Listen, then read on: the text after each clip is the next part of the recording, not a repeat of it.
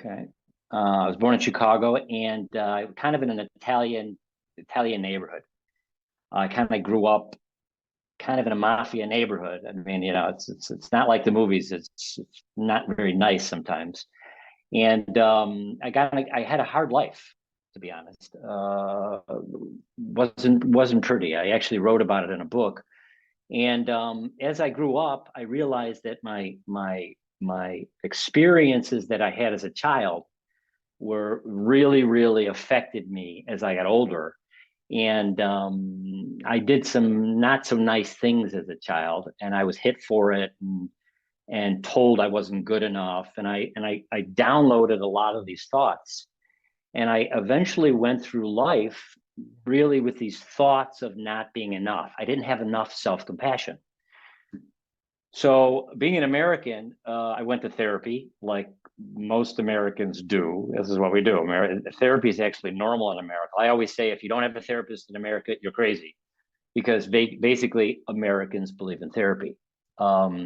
Went there and started to develop myself, and I got a little addicted to knowledge and education. So I went to school. I did my bachelor's degree in interpersonal communications. I did a master's in psychology. And then I was just like, oh my God, this psychology story is amazing. I mean, I had therapy all these years, and I just really started to get into the science of psychology. And I moved to Germany in about 24 years ago. And I started teaching English here. And then I realized that people here weren't happy. So I decided to learn happiness, or as we call it in science, subjective well-being or life satisfaction, and what the science of all that is. I eventually started my PhD at Erasmus University. They have a happiness research institute. And I started to just kind of go, oh my God, this is all amazing. I didn't really realize there was so much research out there on subjective well-being. And then the self-compassion thing came in. Martin Seligman, he came up with, him and a few other scientists started the whole positive psychology movement in the 90s. He was the president of the American Psychological Association, and then really started to wonder, why are people not happy, and psychotherapy is one thing, but what about how people live today, and what we can do for them in the future? And then basically a lot of other scientists jumped on this. And in the early 2000s, about 2003 or 2004, a scientist named Christian Neff basically started self-compassion research. And I just got into this stuff. I was just like, this is amazing stuff. I mean, I love science. And interestingly, back in the 90s, where I did my master's degree, was in Santa Fe, New Mexico, I also got into Buddhism a little bit. I'm not a Buddhist, but I started to read about what Buddha said and what Buddha trained, and this whole meditation and mindfulness things. And 2,500 years ago, more than 2,500 years ago, self-compassion was literally on the menu. I mean, self-compassion and mindfulness was already back there. And I knew all this stuff in the 90s. And then I realized, oh my God, there's science on this stuff now. And I just wanted to learn it, live it, use what my experiences taught me throughout growing up on the south side of Chicago, in a neighborhood I grew up in, having the childhood I had in that neighborhood, and then coupling it with science, right? So my experience coupled with science. And then I realized in Germany that I would like to basically help people. It's basically, I learned my passion in Germany was to help people through their process of self-compassion, or why they're not self-compassionate, where did it all start, and how could they repair it, so to speak, with the tools, and then live it every day, and then give it further to their children, and have their children give it further to the world. So this is what this is about today, is about my experiences coupled with the science of it. And I've put it in some slides, and I'll explain it to you all right now. Okay, I hope that was clear enough. And by the way, the slides that I have, because I do presentations throughout Europe all the time, and I always tell the participants they can have the slides, they can have everything on here. The only thing that I have to take off are the pictures. The pictures are copywritten, and I can't spread those pictures, but I use pictures because they're really valuable. Yeah. So let me ask, self-compassion, what is it? What is self-compassion? I want you all to kind of think about this for a minute. I can't see you or I can't hear you all, but think about what is self-compassion? Take a minute and just think about what are the elements of self-compassion? I'm going to explain it to you right now in a definition I put together, but just think about what is self-compassion?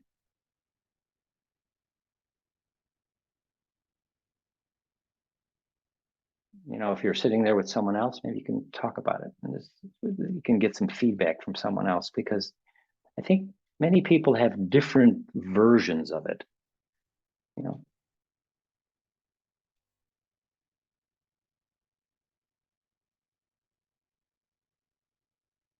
Okay. Let me tell you what I put together here, and I'm going to read it to you because I think it's important. Yeah. Self-compassion involves directing the same type of kindness, care, and compassion towards yourself that you would convey toward a loved one who is suffering. Now, interestingly, Buddha, the Four Noble Truths that he talks about, the first story is suffering. Life is suffering. And by the way, you know, when I talk about things, and I tend to be always kind of happy. In English, the word is Pollyanna. I'm not a Pollyanna. I have also difficulties that I deal with, but what I can't change, I let go. Other things I can change with myself, I change with myself. Okay. So suffering, everybody suffers. If you're not suffering, it's not human. Everyone suffers, and it's okay to suffer. Next one, it also involves being open to and being moved by your own unique suffering while being caring and kind towards yourself. Okay. And finally, in order to do this, you must have a non-judgmental attitude towards your inadequacies and failures, recognizing that your unique experiences are part of the common human experience. It's human. Okay. It's human to fail. Okay. And as a children, very often, we're going to talk about it in a minute, we get these downloads of we shouldn't fail. And we get downloads from our culture, we get downloads from as we grow up, from our parents, from media, social media, uncles, aunts, grandfathers. We get all of these things, we learn these things as children, and it's literally called downloading in epigenetics. We're downloading all these things. And we bring them further from our subconscious mind later in our life. And a lot of them have to do with no self-compassion. And whenever I start any of my webinars or seminars or workshops or anything, I always apologize to women. I apologize. What cultures throughout the world have put in your brains, not good enough, not pretty enough, not smart enough, not. Generally speaking, there are cultures that are different, but generally speaking, for thousands of years, cultures and people in power have put downloads into women where their inner thoughts, when they do things, their inner thoughts go, oh, that was dumb. That inner voice inside you, oh, that wasn't smart. Oh, why did I do that? That wasn't great. Oh, this criticism, this self-criticism, and we're going to talk about it. You are enough. We're all enough. Okay.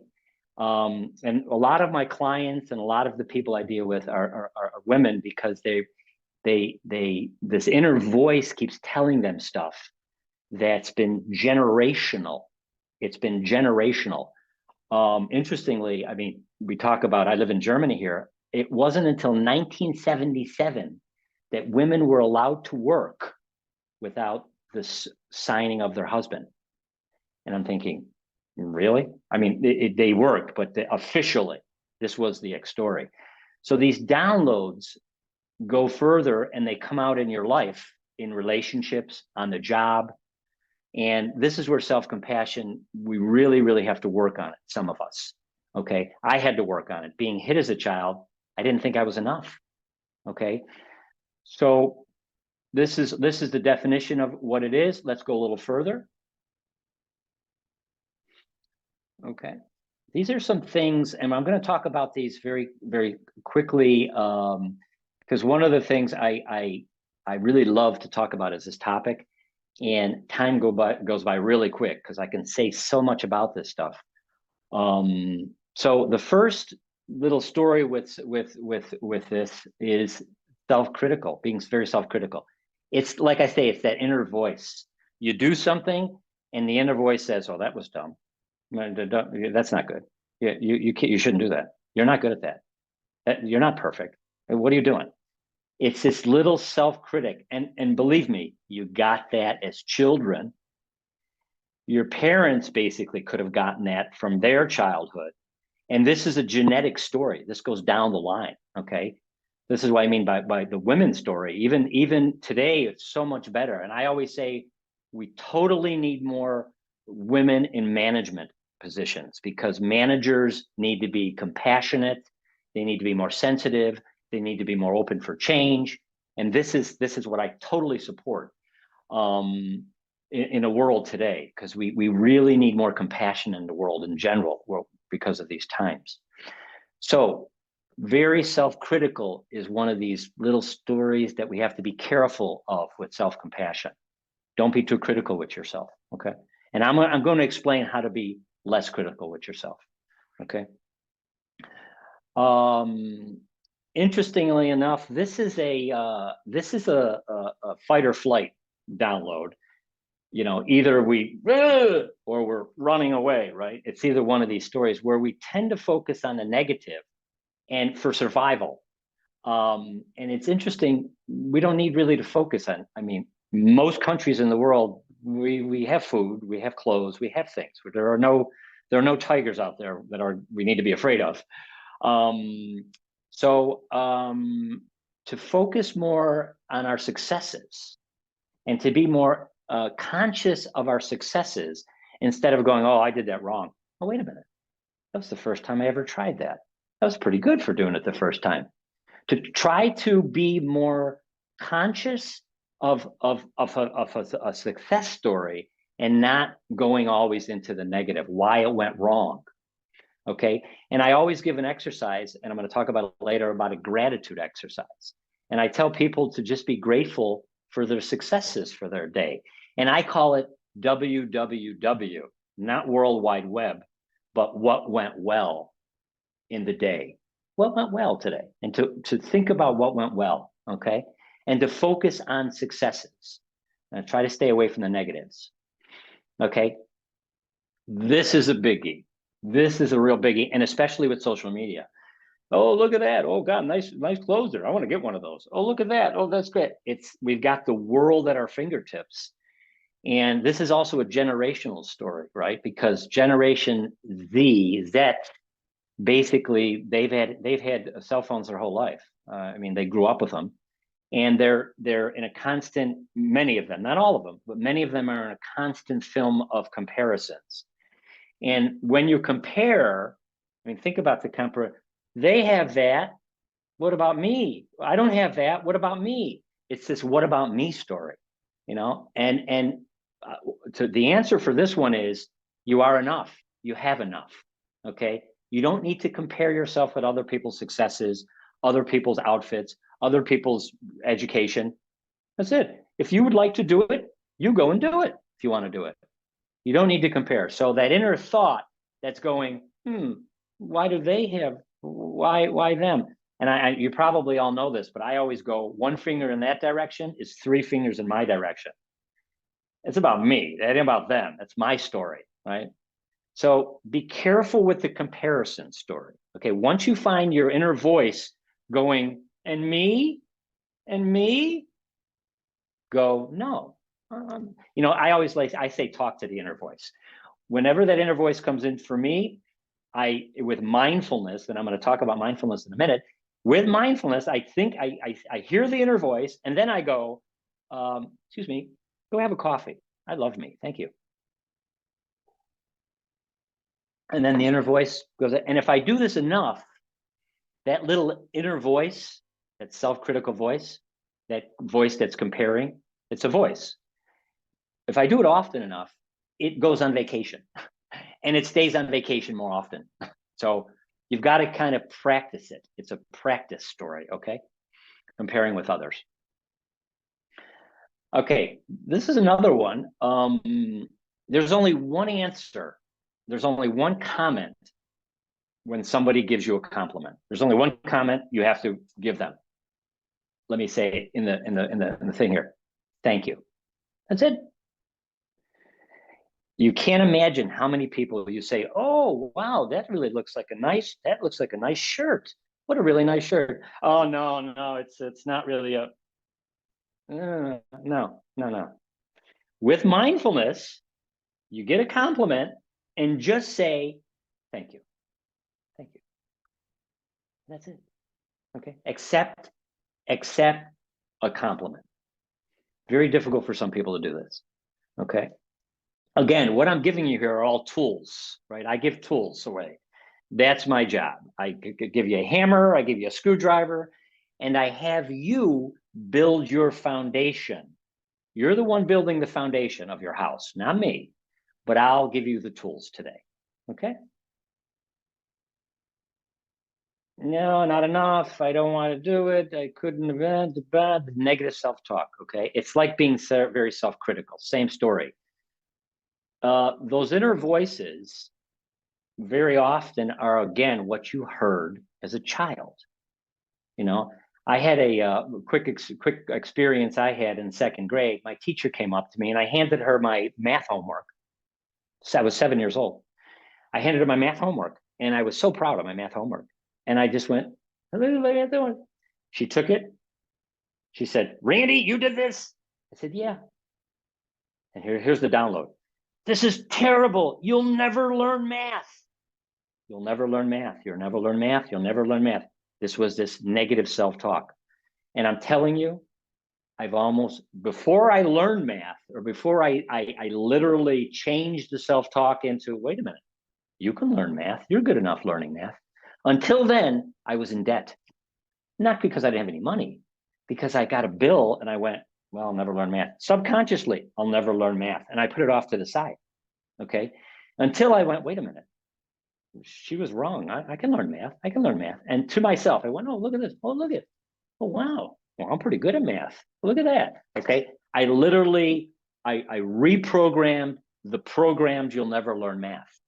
And this is what we have to do. We've got to, with practice, with talking to the inner voice, we have to literally reprogram the inner voice if it's a negative inner voice. If it's positive, again, I learned some positive things as a child, okay? So talking about where all of our little inner voices come from, there's the list. I mean, it comes from everywhere. It comes from school. It comes from your cultural values. Religion, some religions talk about, sometimes it's not so, guilt and stuff, some religions, your environment, the government. As a child, again, these are children's stories. The children are raised hearing these things from the outer world. And a little child, there's some really nice research on giving, on being generosity research. And I think a child from the age of 14 months old is already giving a part of his food to a friend. Yeah, giving it. And someone out there, mother, father, grandmother, goes like this: "Nope, you eat that. That's yours." And the kid goes, "Okay, mine. Okay. And this is what a child learns from an early age. And he brings that further in his life. Another example, those of you that are afraid of spiders. Now, if you have children, I have a daughter, she's 28 now, but when she was a little girl, she saw a little spider. And she would look at the spider, and like all children want to do, they all want to touch anything that moves. My little daughter went down there and she went to touch it and she touched it. And she went to touch it and she was like, I didn't say anything. I changed the download because when I was a child, I was 2 or 3, and I saw a little spider and I went to touch it. My mother, beautiful woman, my mother, she had some interesting stories there. She looked at me and said, get away from the spider, it's gonna bite you. And me, I went like this. And I released cortisol, a stress hormone, right there at 2 years old or 3 years old because of a spider. That's a very nice download story. What I'm saying is that our children are just picking up this stuff. Now when I see a spider, well, they're spiders. They were here first. We're visitors. And then I really corrected that with my daughter. She's not afraid of spiders. Okay. So when you become conscious of these downloads, I'd like you to literally, if they're negative downloads, is to reprogram them. Okay. You can also do something but reframing them. The reframing the download and say, why did my mom tell me that? Oh, I know, she didn't want me to get bitten. She really cared about me. Okay, I could look at it from another perspective as well, you know. So we can reframe it, reprogram it, but the main thing is to try to turn it into something that's more positive. Okay. That's and that it's more supporting your self-love and your self-compassion. Okay. Let me look at the time here. Okay, so I came up with a process of how to go through this method. And like I say, everything we're seeing here is science. And at the end of this presentation, I'm going to give you the list of all my references. And like I said, I will send this to anybody who needs it. Just let Jill know, and I think Jill can put it all together without the pictures. So mindfulness, okay.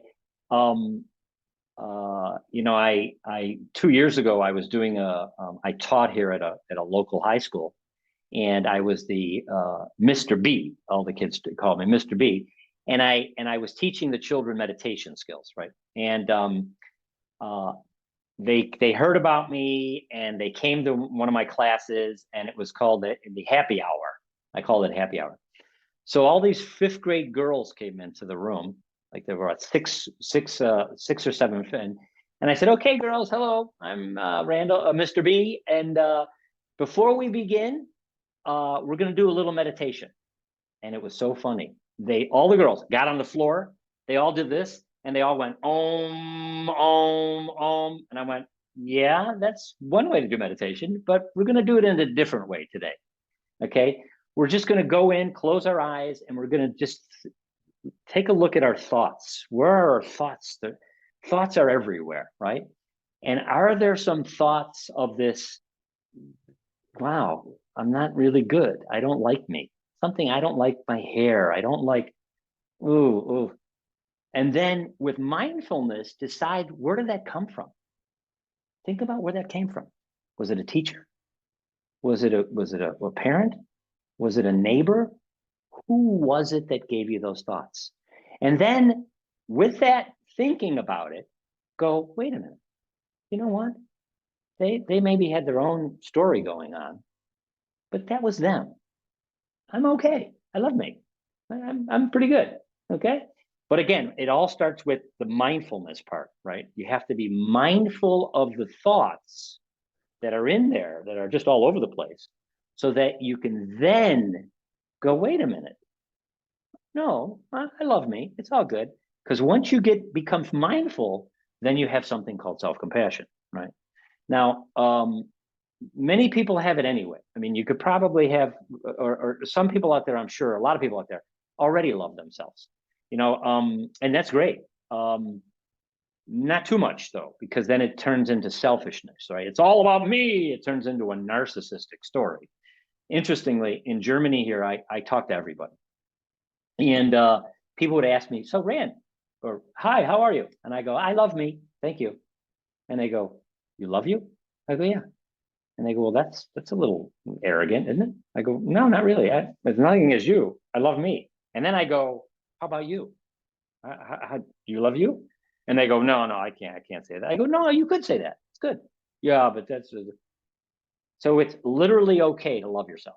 It's good, you know. And interesting, try that. Next time somebody says, "How are you?" Just kind of say to them, "Yeah, I'm good. I love me." And just see where it goes. It's an interesting how people react to you loving you. I mean, why not say that? It doesn't say anything about anyone else. It talks about me.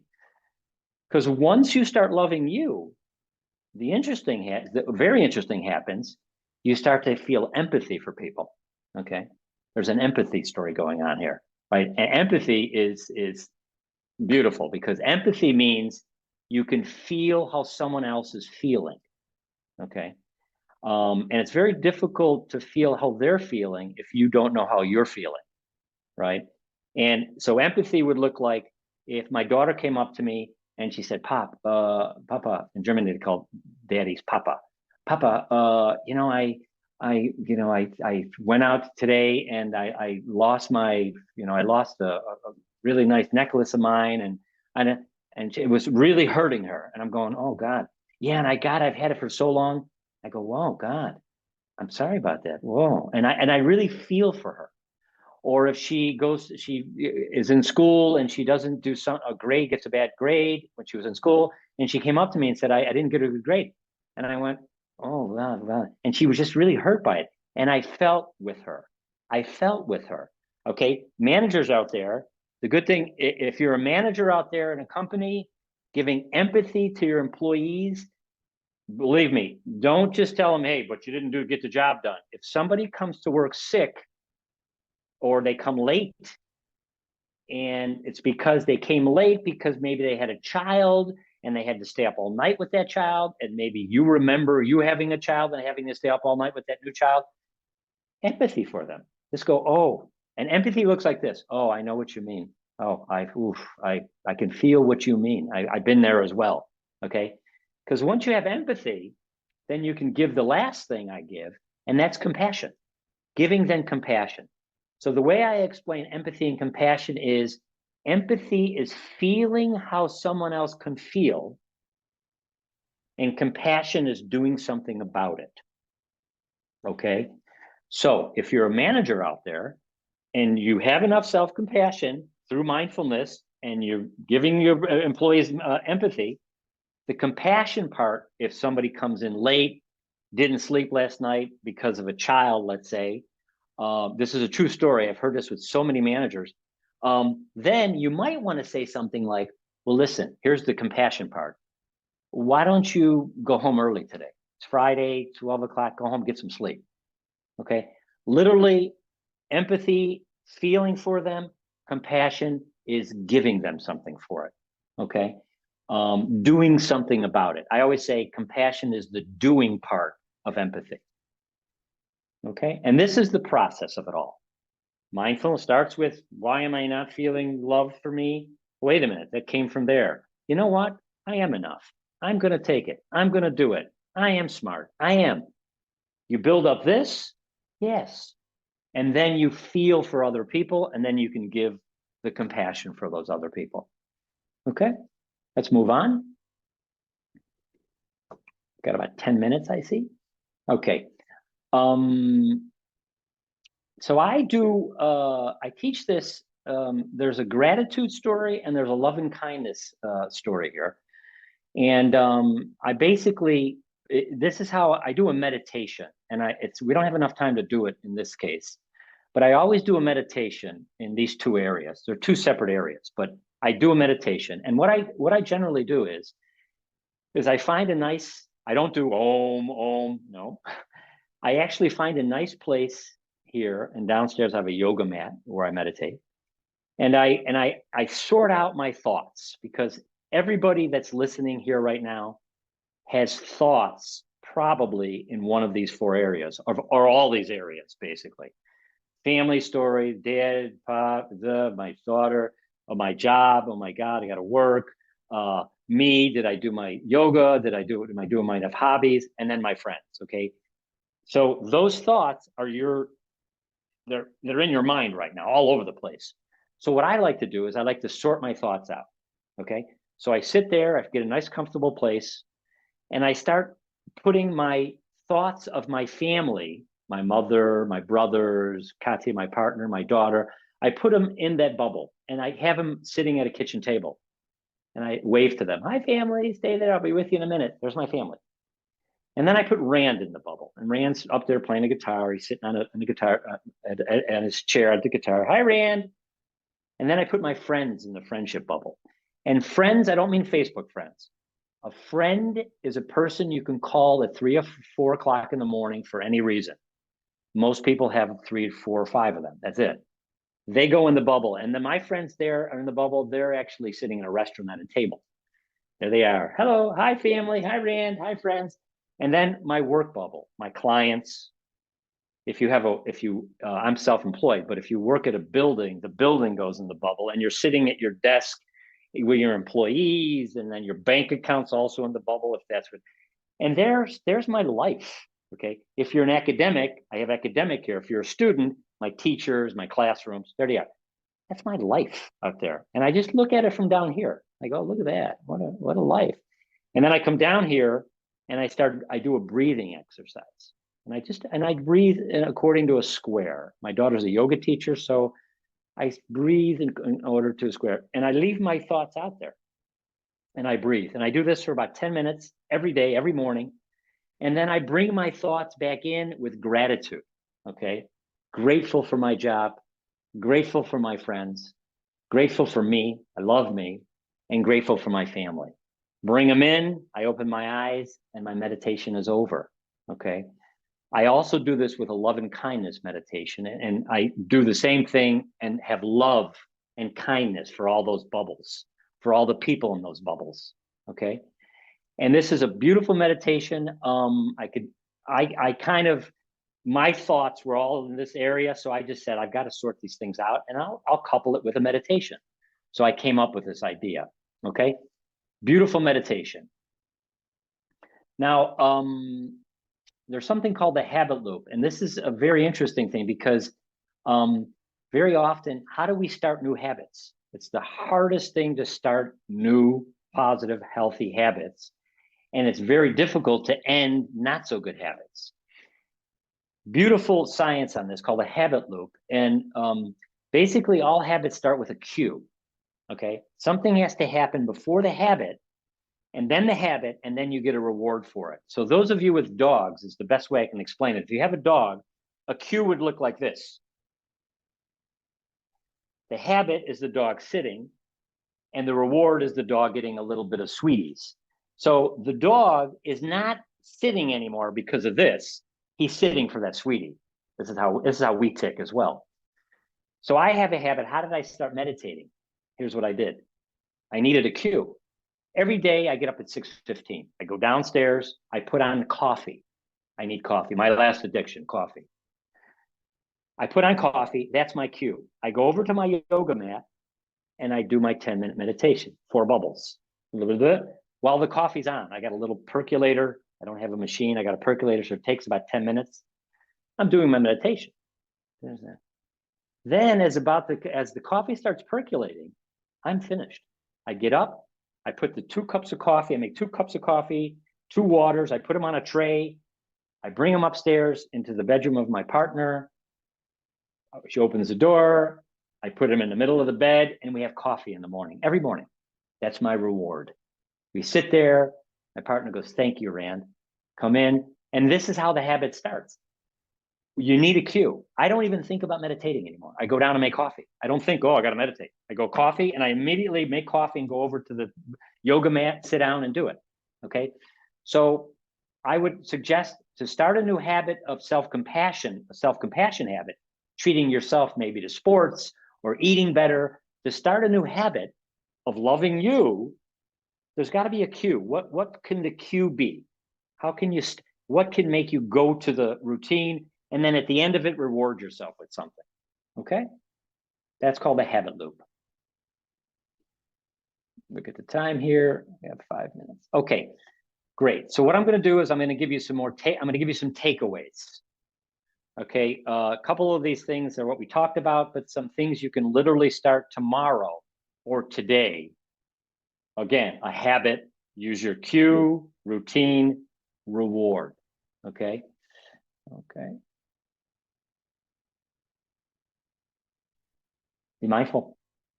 That's it. Start to just be mindful. After today, you're going to be looking at your thoughts and you're going to try to stay in the moment. This is an interesting thing. In America, I was a school teacher. I taught English to children. After I did my master's, I went back to school and became an English teacher. And I always loved hanging out with kids because they were so in the moment, the younger kids. They're just so like there. They're not going, oh God, yesterday I had a terrible day yesterday. Oh, my boss, I can't stand my boss. Oh, tomorrow it's going to be awful. The kids aren't there. Kids are just so in the moment. Okay. And this is where we need to be. Try to be in the moment in all your situations. Be there. Don't be going, oh God, God. And again, when those inner thoughts come in and try to not let you in the moment, just go, no, I love me. Yeah, what'd you say?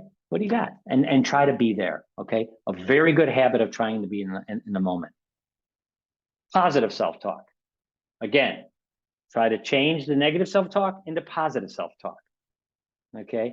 You're not good enough. You're not great enough. You're not smart enough. You're not intelligent. You're not sensitive enough. No, I'm good. I am enough. I love me. Good. Thanks for sharing. Go have a coffee. Okay. Positive self-talk. Take a break.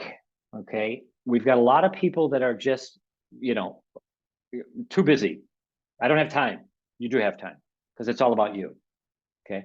And again, it sounds arrogant, but it is all about you. It's all about me. If I'm not healthy, I can't give away my strengths. Okay. If I'm not healthy, I can't give away empathy and compassion. Okay. So take an emotional break. And why I have nature on there is because they've done a lot of research on positivity and happiness, and they found out that people who live in the green or near green literally are happier than people who are not living in the green. They did neighborhood studies in big cities. And another story about animals, people with dogs, more studies. I love studies. People with dogs tend to be happier than people without dogs because they're in the green 3 times a day normally, walking their dog. So if you have the chance, take a break, get out in the green, and release those emotions that are not helping you in a positive way. Okay. This is a biggie. Practicing forgiveness. Forgiveness is, I had to forgive, just to let you know. And once I did this, it was clear. I had to forgive my mother. I had to forgive the teachers. I had to forgive my uncle. He did some things that weren't very nice. And I forgave me. Okay. Forgiveness. And I'm done. In German, we call it loslassen. I let it go. I let all that go now.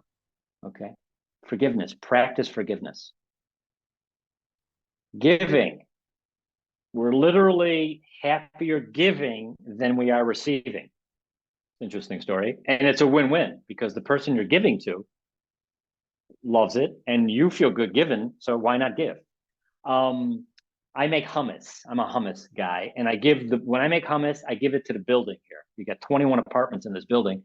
And I make hummus and I got Richie, a Swedish guy who lives next door.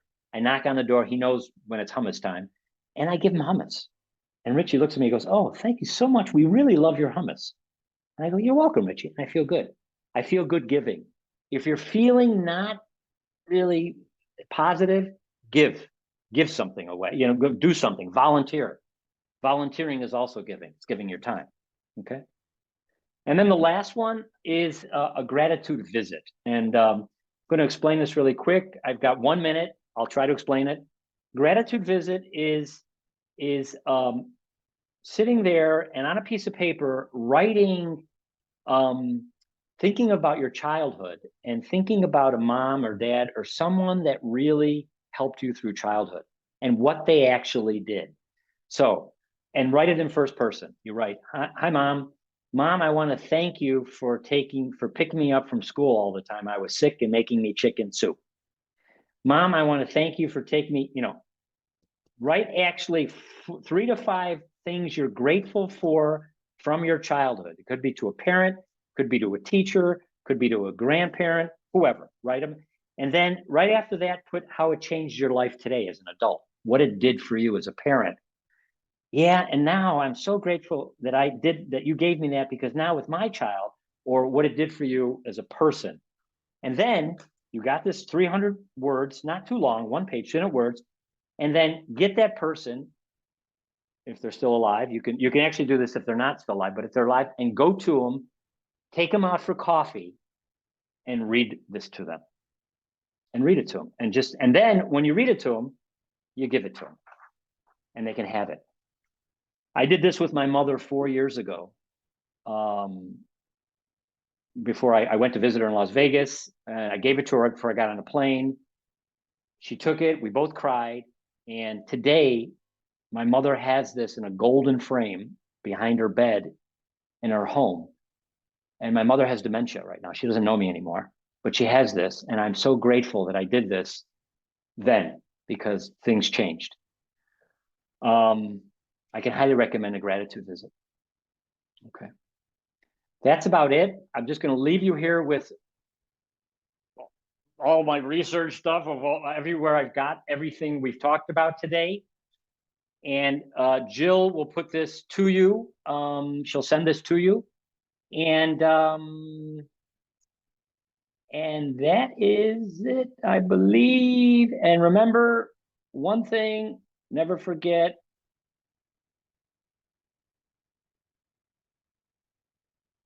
If anybody wants to read more about this, I'm going to do a little marketing here. I asked Jill if I can put this up there. I wrote a couple of books in English and in German, and I also did a TEDx talk. It's now online. It's recently online. And you're going to hear a lot of the things you heard just now, you're going to hear in the TEDx talk. So if anybody wants to get the book, Amazon, TEDx talk is on YouTube. And I say, thank you. Thank you. Thank you so much, Randal. An amazing webinar, wonderful practical strategies for everyone. And I'm going to invite now Anthony and Parvis, if you would like to unmute and go ahead and chime in as well. And this is our time for questions, comments. Feel free to turn on your cameras, all of our participants, and your microphones on so we can have an interactive discussion. Anthony and Parvis, if you want to go ahead and facilitate that process too. Well, yeah, I want to see all of you. I want to see all of you. Thank you, Jimmy. That's exactly what I was going to say. First of all, thank you very much, Randal, for your presentation. Thank you very much for sharing all this knowledge. And also, I have to say, time-wise, you were perfect. So, like, we didn't. I've been in Germany 24 years. Everything has an order here, you know.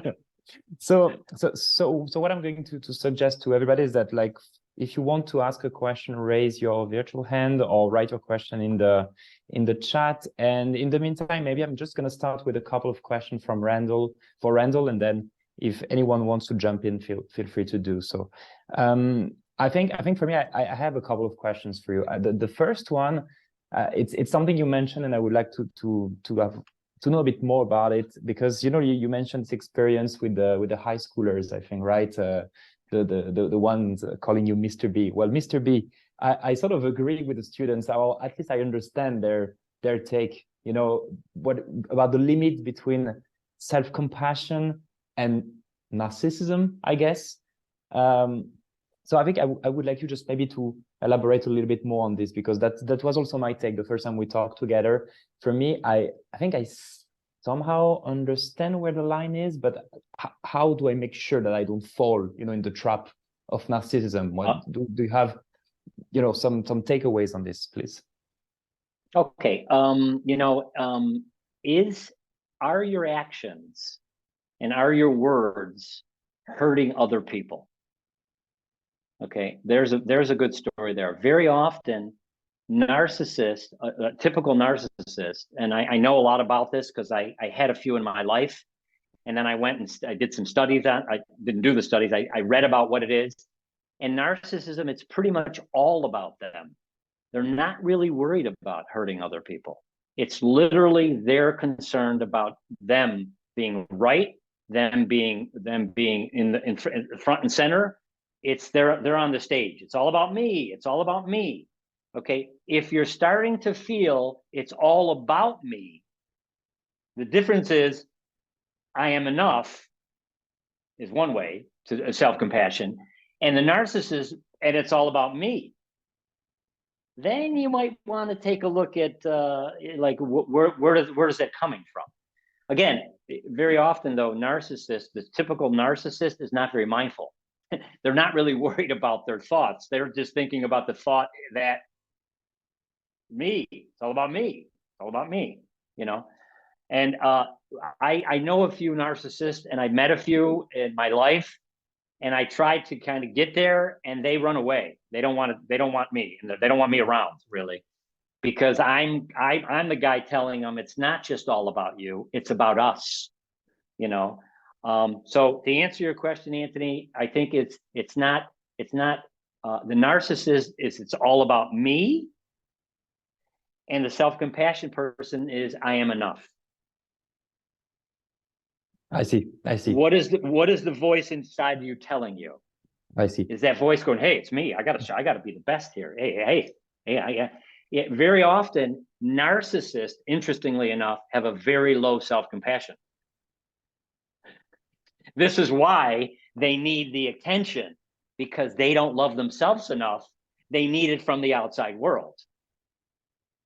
And I think this is actually a very important point that you're raising. Like it's not like one is like as if they were the same coin, you know, the two faces of a coin. It's actually two different, if anything, they're even negatively correlated. If we were to put it in statistical terms, you are one, but you cannot be the other, and vice versa.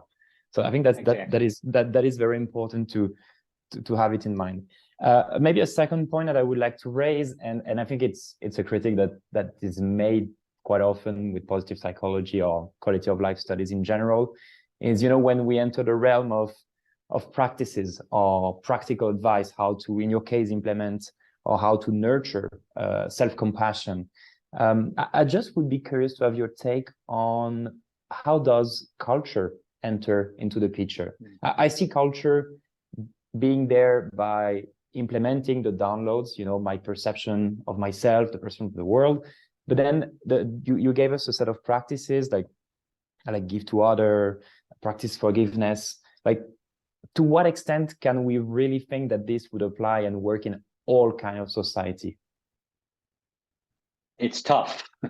It's a little bit more complex than that, because more societies have longer history, and the longer a society's been a certain way, the more difficult it is to change. You know, there's a lot of science on fixed and growth mindsets, and societies generally have more of a fixed mindset as a society, like a overall, or a more of a growth mindset, right? Excuse me. I always think of the society being, because Germany, for example, and I love this country. This country I found my passion in, but as the scientist in me is always kind of going, why did they just say that? You know, why did they just do that? And I kind of go in and I try to figure out why. The American culture generally is a growth mindset. Yeah, we could do anything. It's all great. Let's try it. Let's go. It's a little over the top in that area, you know. The German culture is a little bit more of a fixed mindset.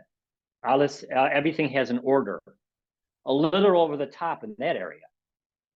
Things are different. Life is change. Buddha talks about this. Life is change.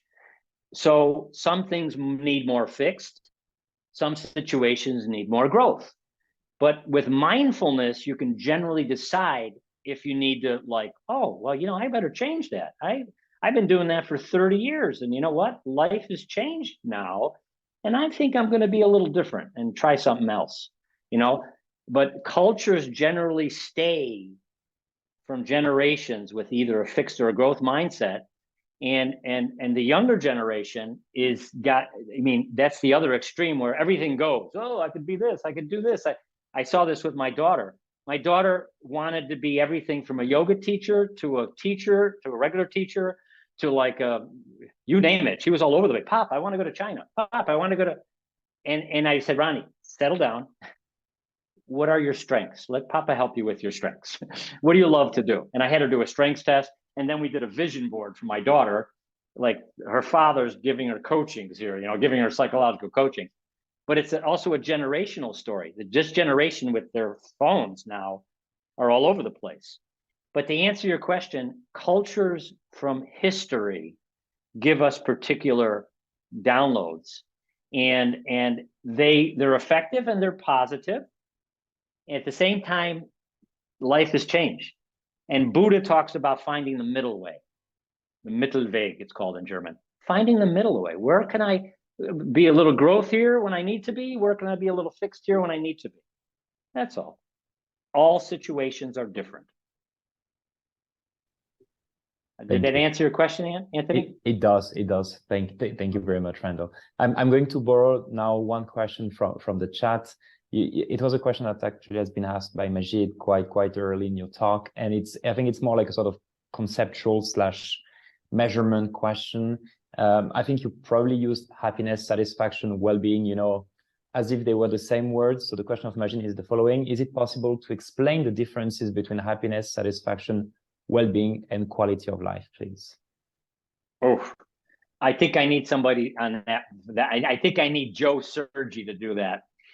Joe, are you there? This is I'm interestingly, my first study through Erasmus University was on American happiness in Germany. Are Americans happy in Germany? And if they are, why and where?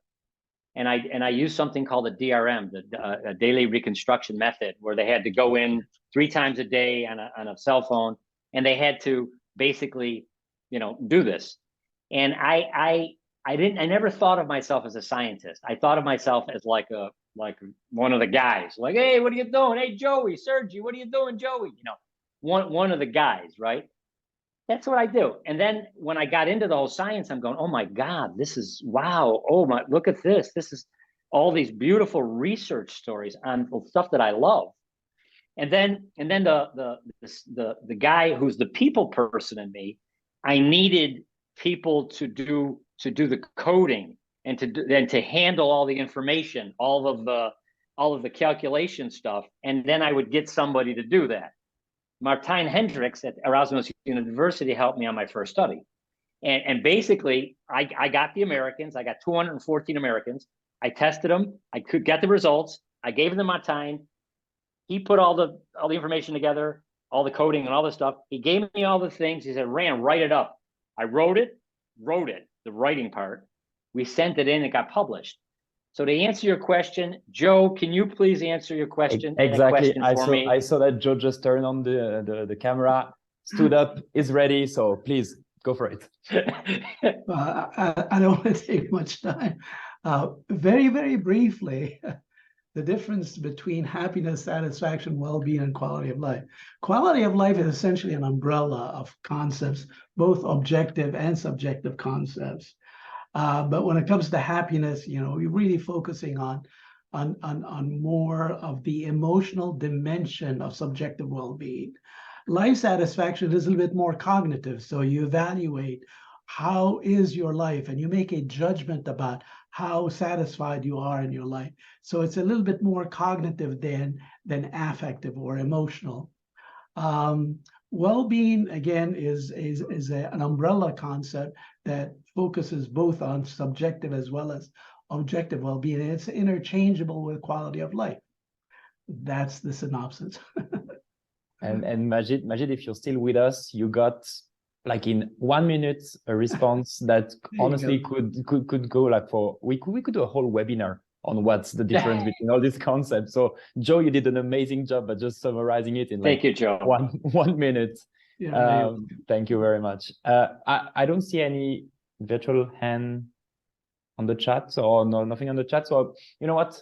I'm going to take maybe the last question. Wait, in the chat? No, I'm going to take the last question, and this one's again for me. So Randal, I'm happy that you brought actually Martijn and all the academic stuff that the academic stuff you're doing, because that's what I was thinking about during your presentation. I was like, what if tomorrow, I don't know, someone in the audience wants to do a PhD or want to write a paper about self-compassion?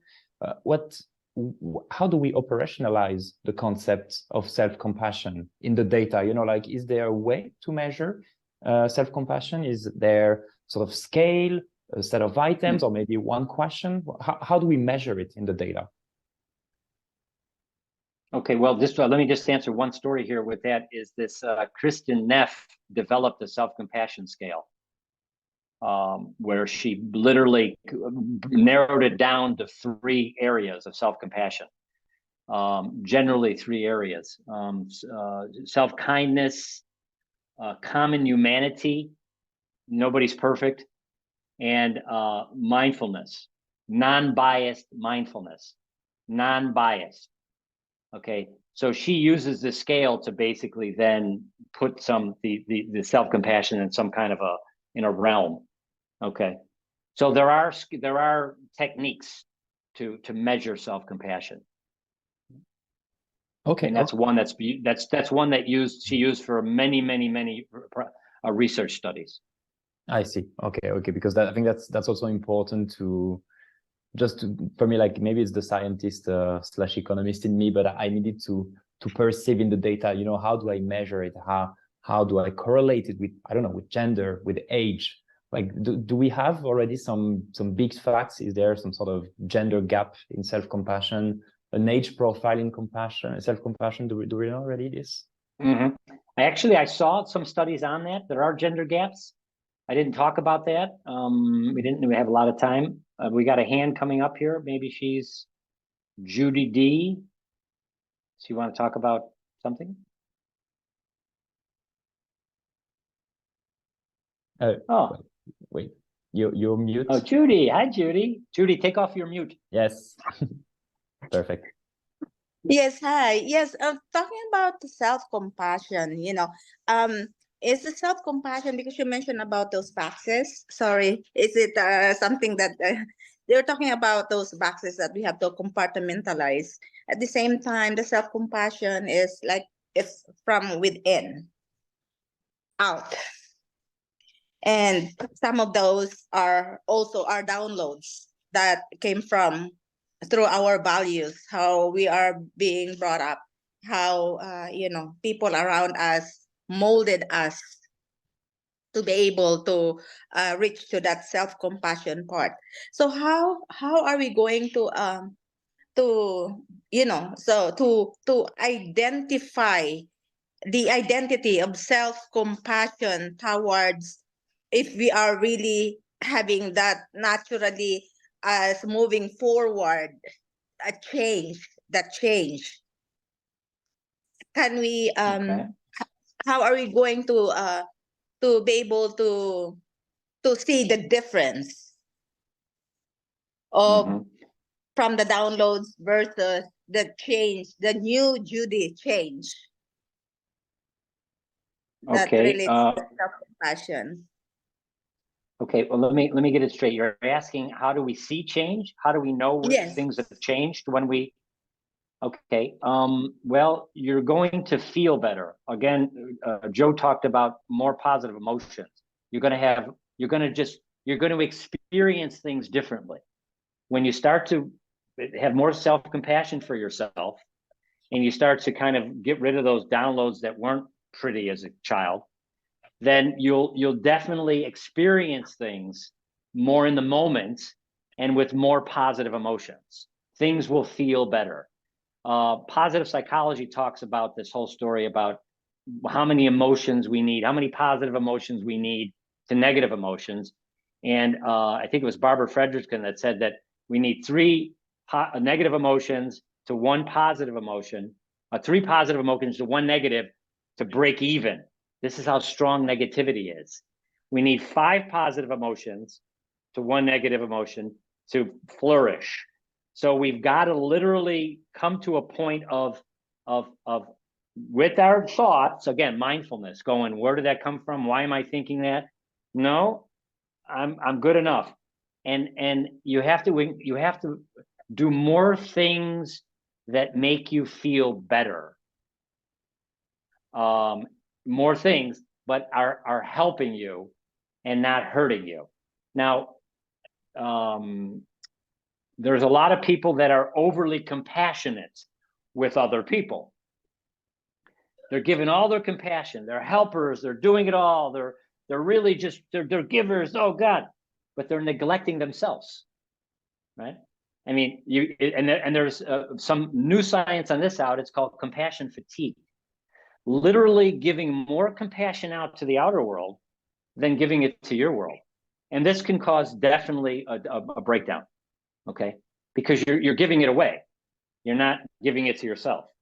So as you grow, and downloads that have been with you, if you learn something as a child and you've been doing and thinking these things for 30, 40 years, I'm 61 years old. You can't imagine living in Germany for the last 24 years, how many downloads I had to correct, how often I thought I wasn't enough. I mean, this didn't happen overnight.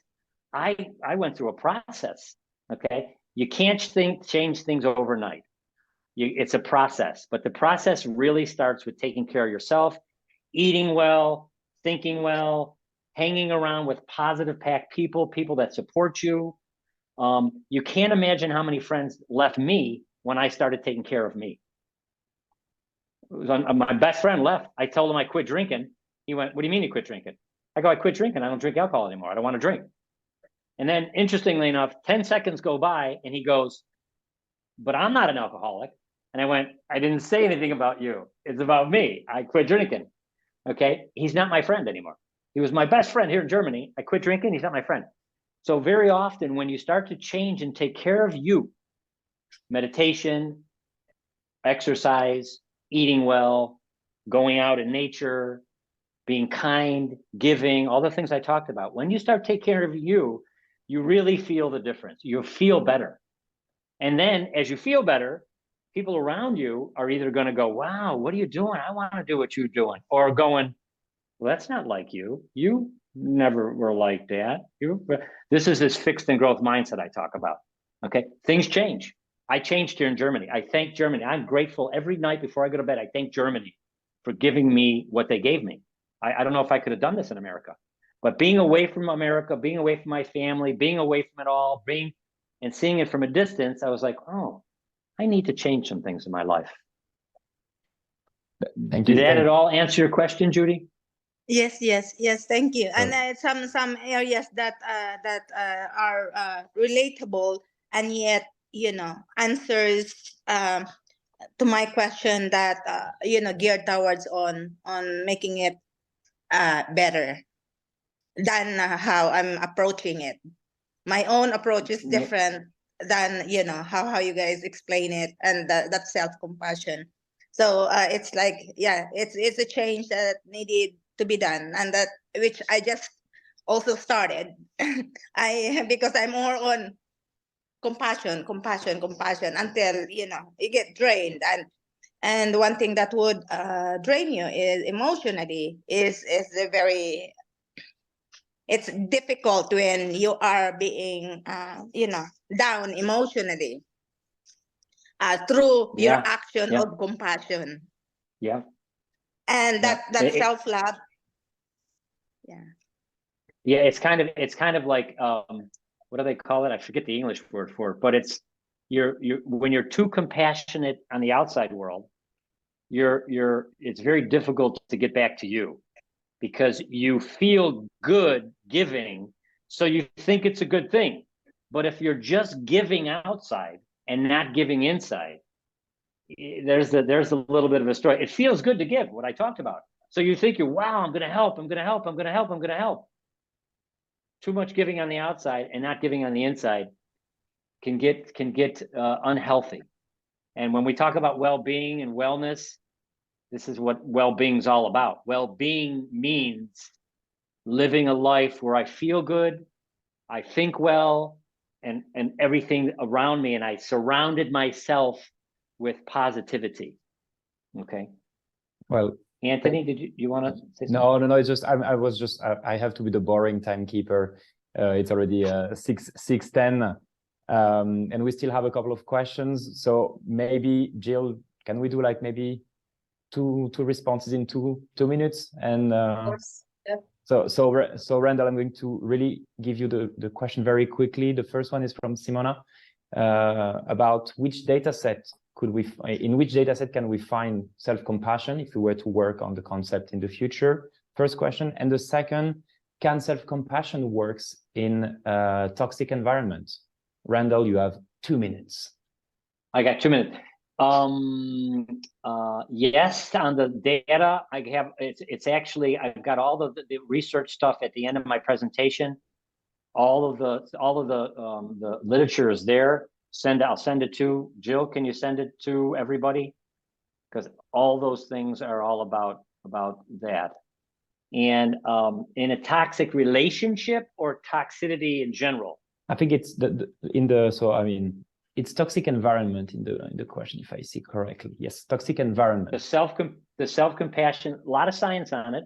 Let me give you the thing on it. Depending on the amount of toxicity. I mean, it's always about numbers. If you're, because toxicity is very contagious, right? It's a very contagious story.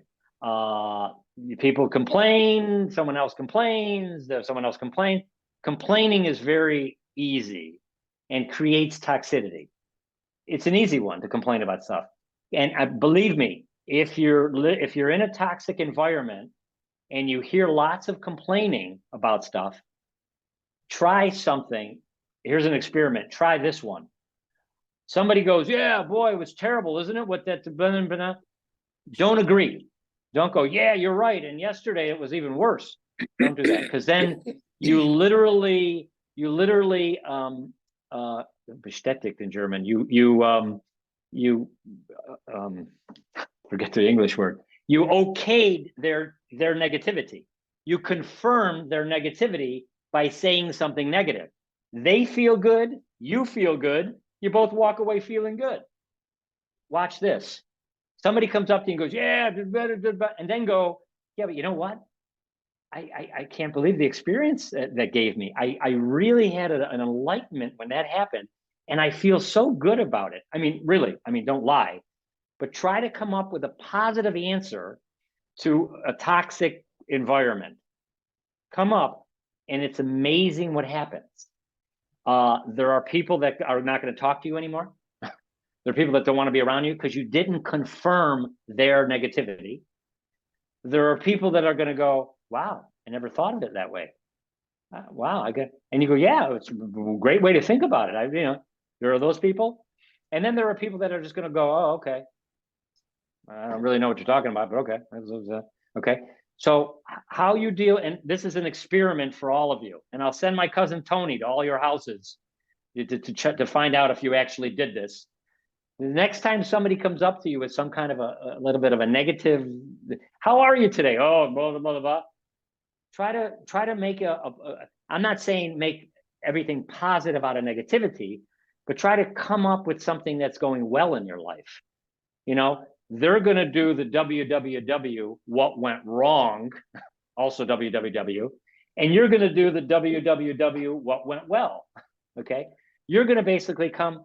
And I'm telling you, you can't imagine how many people don't talk to me anymore because they're like, you're always too positive. Like I said, I'm not a Pollyanna, but I work on my stories. People don't come up to me anymore. They go, hey, Rand. And they kind of run away because they know if they come up to me with a complaint, I'm going to go, I see it a different way. How can you learn from that? I'll say something like, how can you learn from that? Katya, my partner, going out with me is tough. We go shopping, it's tough because people coming up to me, they know me in the supermarket here, and they all come up to me and go, Rand, listen, I'm having a problem with my partner. Can I talk to you? I'm like the therapist in the place here. So she's like, Rand, I have a request. Can we go in and buy what we need to buy and get out? I'm like, yeah, no problem. Because some people come up to me for answers and people stay away from me. So here's an experiment. Those of you that are still here, try it. Somebody comes up to you, you're in a toxic environment, and there's somebody that's always negative. You know who I'm talking about. Everybody has one of these people in their life. How are you? Anything that comes out of the mouth is something negative. How you respond to that is, yeah, I mean, you could do the hamburger technique. Hamburger. Yeah, I know what you mean. I see what you mean. And then the meat. But you know how I see it, and you give them no, I see it in a really positive way. I think we can learn from that. And then you end it with, what do you think about seeing it that way? What do you think? Okay, you try to bring them out. Here's the teacher in me. You try to teach them to try to look at things from another perspective. Because again, it's all our perspective. And our perspective comes from these downloads. It's all, everything's perspective. You know, I mean, what is in perspective? I mean, even science, it's all perspective at the end of the day. How are you seeing this stuff? Okay. And this sounds to me like the perfect conclusion. Thank you very much, Randal. Thank you very much for all this talk, and thank you also to the audience for participating and for asking your question. Now maybe I leave the floor to Jill. Yeah, Randal. Thank you, everyone. Thank you. Echo Anthony's comments as well. Thank you so much. It was a unique webinar for us here in ISQOLS, but something certainly relevant as we talk about the cross section between positive psychology and quality of life and happiness, well-being. And so we thank you for your time and for your expertise. To all of our participants, a reminder: this is recorded. We'll be posting the link for that on our YouTube page. I will send all of you an email with some follow-up details, including details about our trial membership offer and our upcoming conferences, which I hope, Randal, you'll be participating in those as well. So our participants can interact with you a bit more. And of course, I'll also send them your contact information so they can reach out to you if they have any further questions, comments, anything of that nature. So thank you again to everyone. To our discussants, Parvis and Anthony, thank you. And to Randal, thank you so much for your time. Thank you, guys. Thank you. Thank you, Jill. Again, everybody, thank you for all coming. Thank you, Joe. Wow. I'm really, I love when I can give my passion out, and I have a feeling everybody who's here came here also to learn and to give it away. You know, it's kind of the tools. You just go out and help me change the world, please. Thank you. Thank you. All right. With that, be well, everyone. Take care. Thank you. Okay. Thank you very Bye much. now. Bye.